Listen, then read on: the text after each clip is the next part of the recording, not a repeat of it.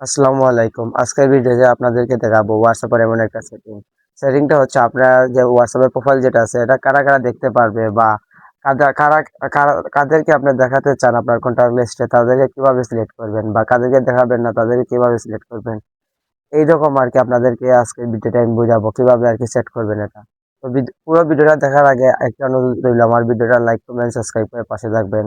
সর্বপ্রথম আপনি হোয়াটসঅ্যাপে যাবেন, আপনার হোয়াটসঅ্যাপ অ্যাপে যাওয়ার পরে আপনি দেখতে পাবেন উপরে এই থ্রি ডটের উপর টাচ করবেন। এটার উপর টাচ করার পরে আপনি দেখতে পারবেন নিচে সেটিং অপশন, এই সেটিং অপশনে টাচ করবেন। এটার উপর টাচ করার পরে আপনি দেখবেন এই যে প্রাইভেসি, এই প্রাইভেসির উপর টাচ করবেন। প্রাইভেসির উপর টাচ করার পরে আপনি দেখবেন প্রোফাইল পিকচার, এই প্রোফাইল পিকচারের উপর টাচ করবেন। প্রোফাইল পিকচারের উপর টাচ করার পরে আপনি যদি এভরিওয়ান সিলেক্ট করেন তাহলে আপনার হোয়াটসঅ্যাপের নাম্বার যে কেউ, মনে করেন হোয়াটসঅ্যাপে যে কেউ আপনার নাম্বার সেভ করে আপনার প্রোফাইল দেখতে পারবে, মানে যে কেউ আপনার নাম্বার যার কাছে থাকবে সে আপনার প্রোফাইল দেখতে পারবে।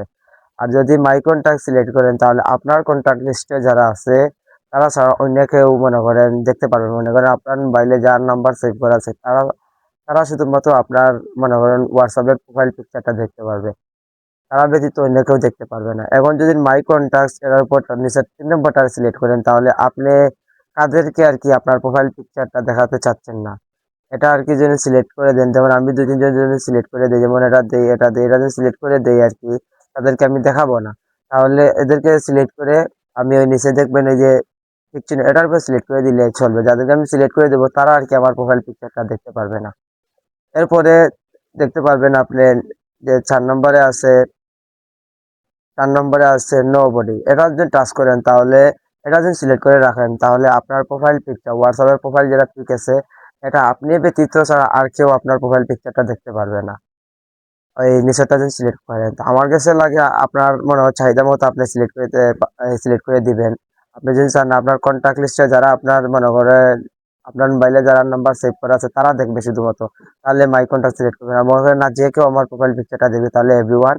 মনে করেন কিছু মানুষ আপনার দেখতো, কিছু মানুষের আপনি দেখাইতে চাচ্ছে না বা একজন বা দুজনকে আপনার প্রোফাইল পিকচারটা দেখাইতেছে না, তাহলে তার নাম্বারটা এই জায়গাতে আপনি সিলেক্ট করে দিবেন।